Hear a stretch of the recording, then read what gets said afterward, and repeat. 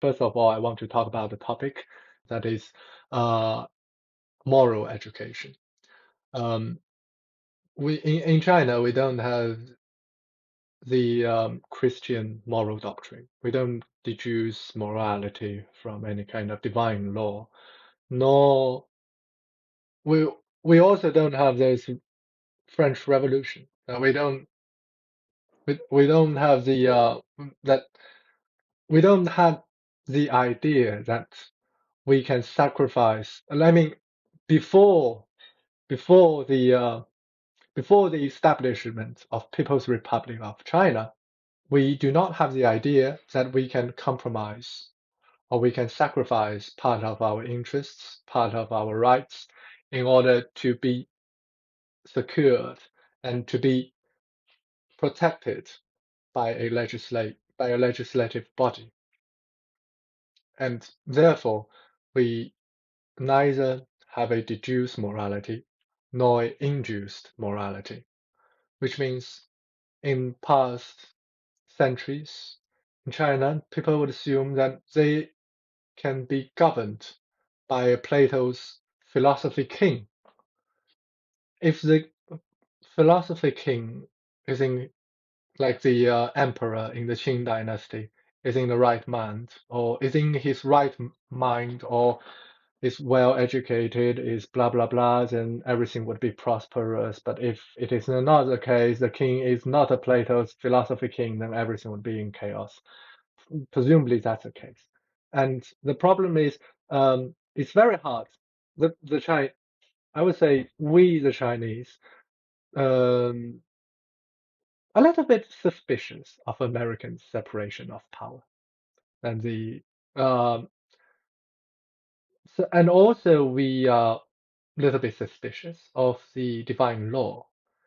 So we use another kind of moral education, that is nationalism.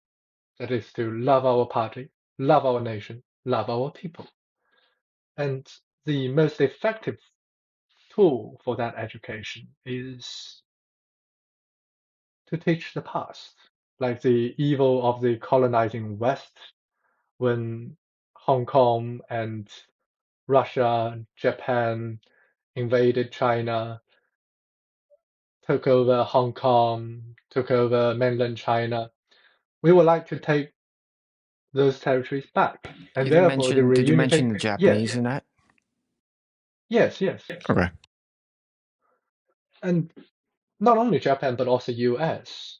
And therefore the reunification of Hong Kong is really a big deal, a big psychological moment for the Chinese mass. We can see that China is no longer it's a symbol for us that China had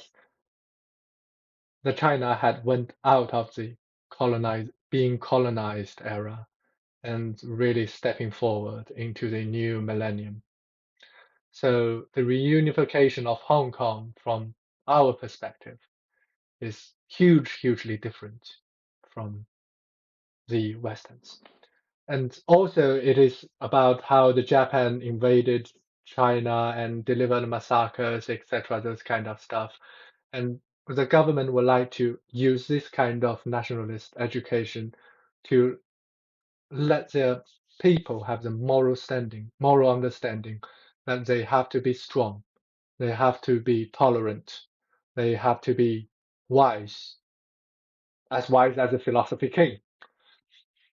Of course, I don't want to talk about the possibility to achieve those unachievable ends in this podcast, but I just want to say that uh, they just want to use those educations to teach some kind of moral values to our people.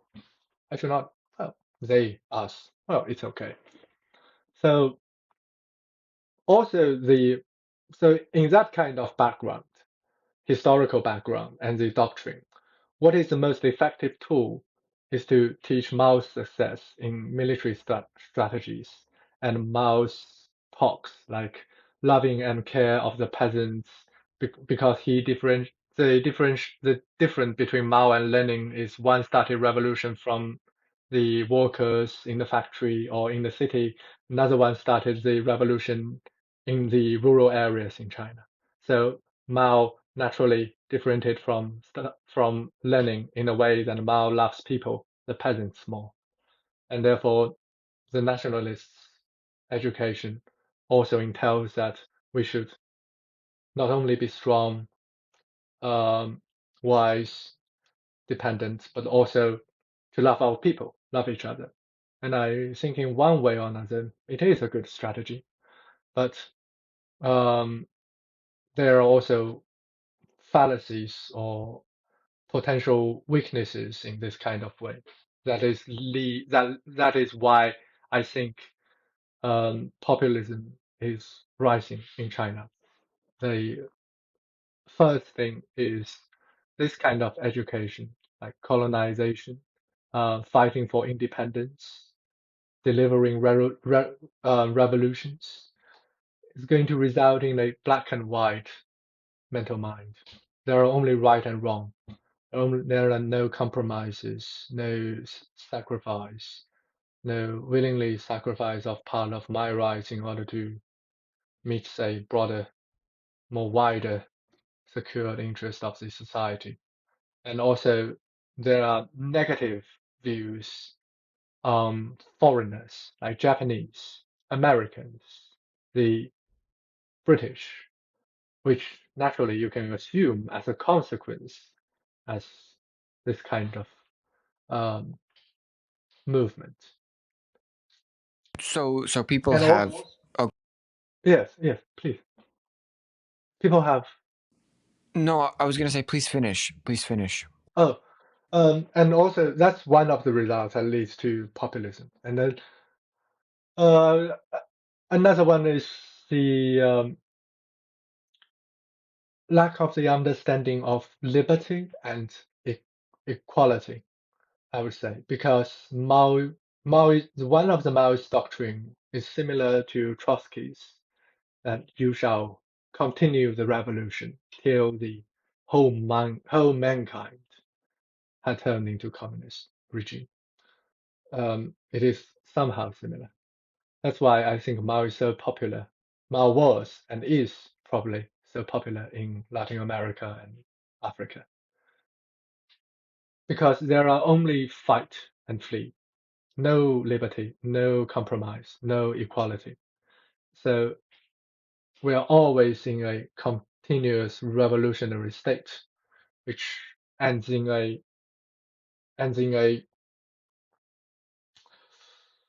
negation of freedom, I would say. Yes. And the third thing is very closely related to Christmas. Why? That's why I bring this topic. That is I won't say hate, but the societal hate of US and US citizens. The first of all is US sanctions on Chinese entities, Chinese enterprises and Chinese personnel, which are related to communications, semiconductors, space, cyberspace, etc. All this high-end tech that is seen as a similar move as the British in the 19th, 20th century when they colonized Hong Kong in Chinese people's understanding.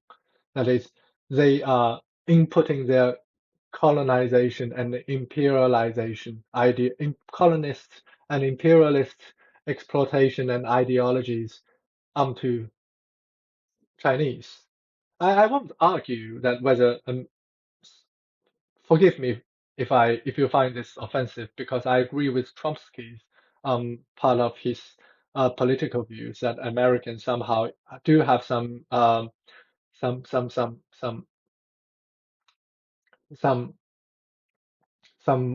I mean the American executive I don't do find it have offensive at all. So please. okay okay I'm just saying that the Chinese people would view those American sanctions and the houses as a colonized power and then imperialist power that want to harm China. And also link back to what I've said, a continuous revolutionist idea is ends in the result that people's nationalist beliefs are reinforced. They want to strengthen the military might.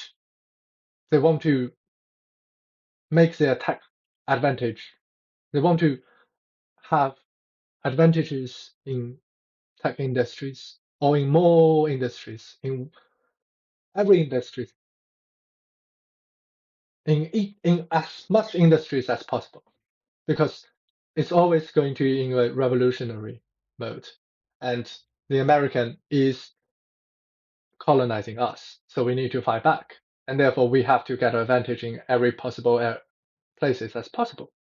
So that's resulting in a rise of populist ideas. And yeah, I think that's basically what I meant.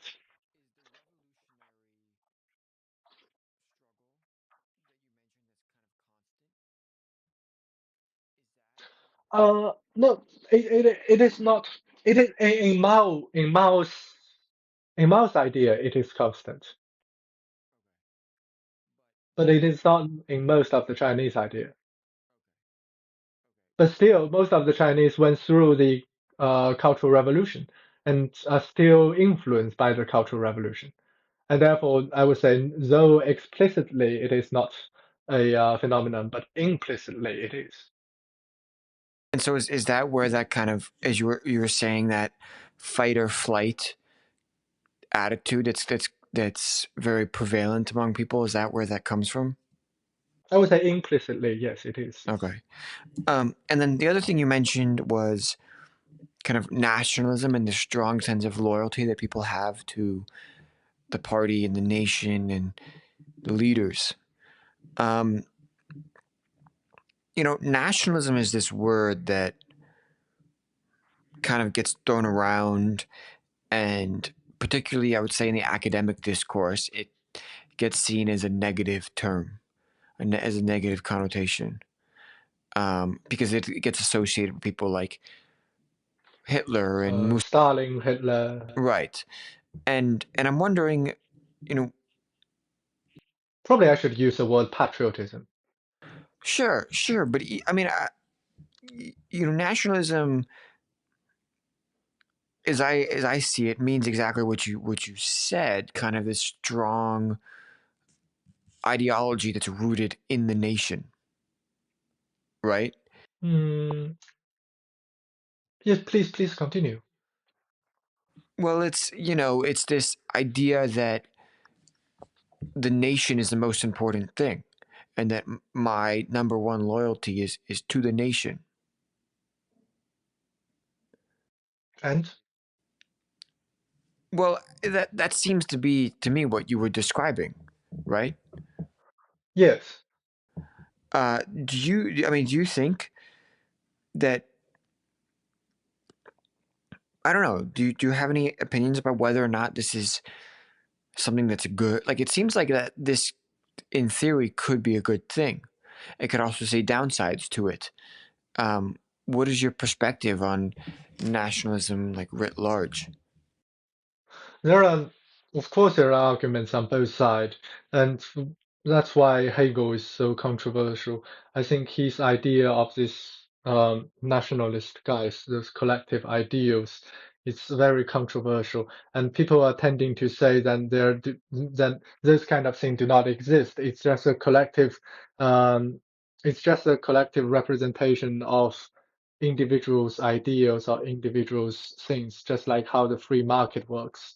But I think there have been um, I think one of our professors in the university, Mark Spencer, delivered a talk on YouTube, and I watched it. That is about the whether those kind of collective ideals exist or not. And he argued, yes, it is. And he said why it is the case, because from a mathematical perspective, then he did. I forgot what was his original argument, but no, probably I should drop that because I can't remember it anyway. But that argument was very good, um, because I it's guess math. okay. I guess Uh, what I'm asking is, yes. um, do people, because of this strong ties to the state, is there this sense, because in the US, right, we have a very strong sense of individualism. I'm doing it for Mm. myself, I'm doing it for my close family, etc. Is that different in China, where it's I'm my purpose is to help and play my role in helping the nation and the state of China as a whole? Um,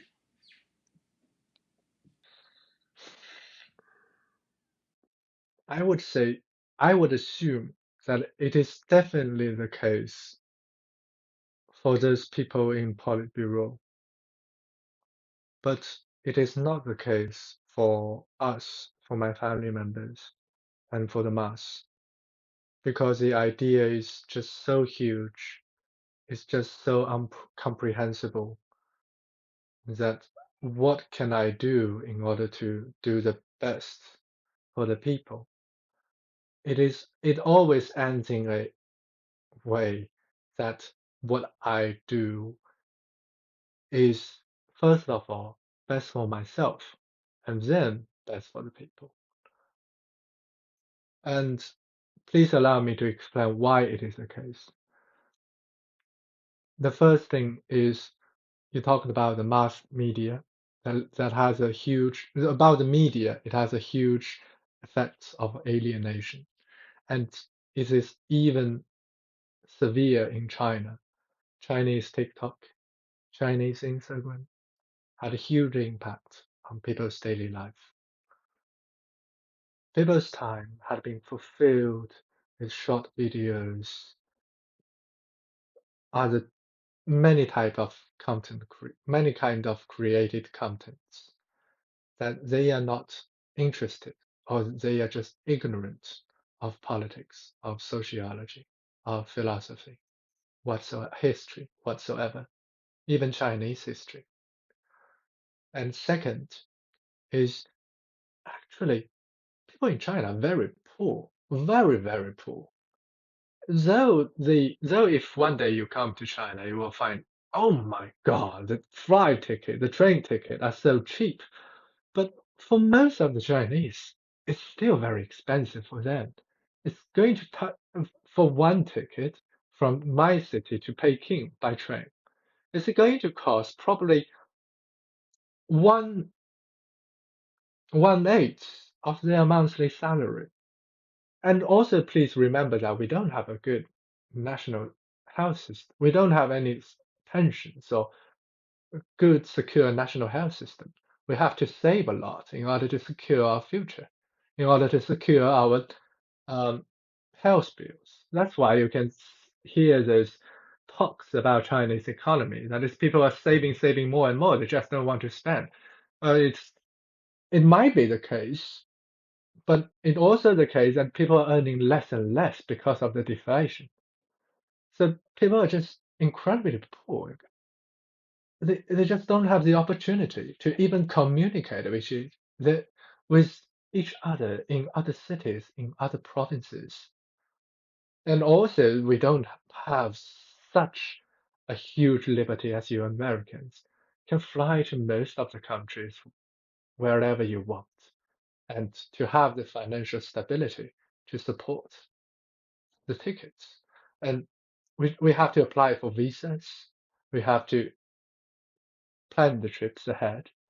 And it's just so difficult for most of us to go out and to see other cultures, to experience other cultures. And also, most of the people in China, I would say, um, they're not, they cannot, of course, they are iterate, but in a way that you have this very, very intelligent and incredibly brilliant um, coders, mathematics, physicists come from China.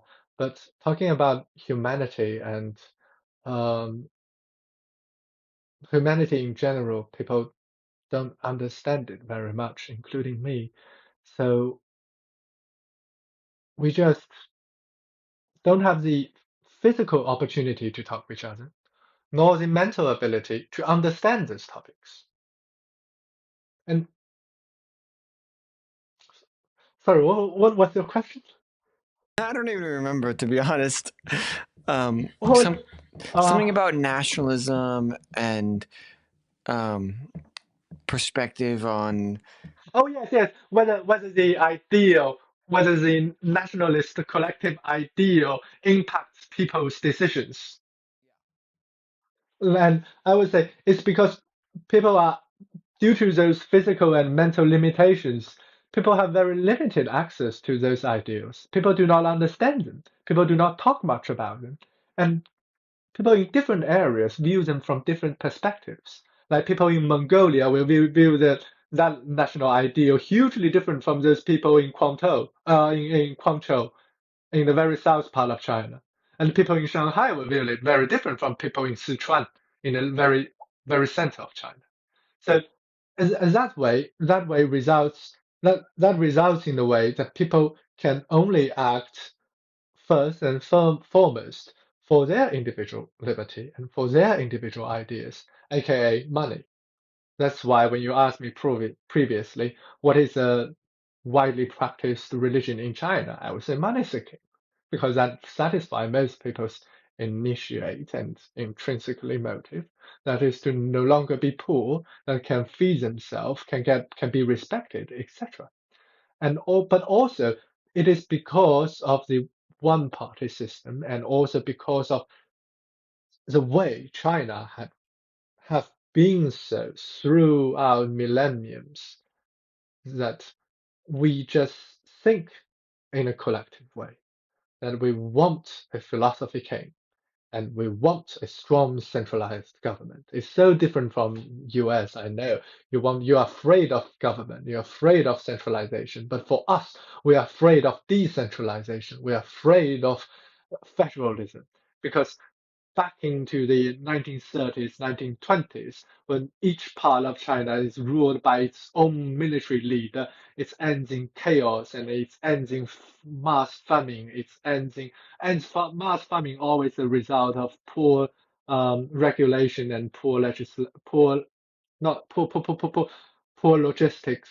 And that's the way we want huge, powerful central government. And you can also learn that from a very ancient Chinese um, tale, I would say, that one of the three most ancient Chinese king, who is named as Yu, gained his seat from his predecessor by building a dam in order to fix the problem of the flood, uh, fix the problem of the river, I think. That's one of the fairy tales that we've learned, or probably for thousands of the thousand Chinese learned through thousands and thousands of years. That's why we want huge, powerful central governments. Whereas in US, it's so different. Can you explain the point about the dam story again? The wants to Ah, the dam. solve the problem, Yes, so he builds a massive dam. that's so interesting. That's so interesting. It always makes me laugh when I was thinking about the Great War and comparing to Odyssey. For us, the culture is just so different. I know, but explain because I didn't understand Yes, yeah. that story. For us, the Chinese, um, probably also for me, though I am changing, that we assume that we can be naturally grown and naturally died in the nature, to the nature, and with the nature. So we are tightened we mentally fettered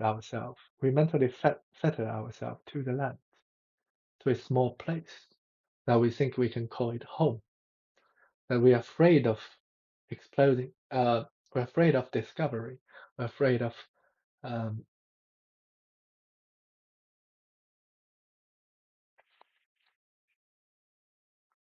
risks, insecurity, whatsoever. We just want to feel secure. We just want to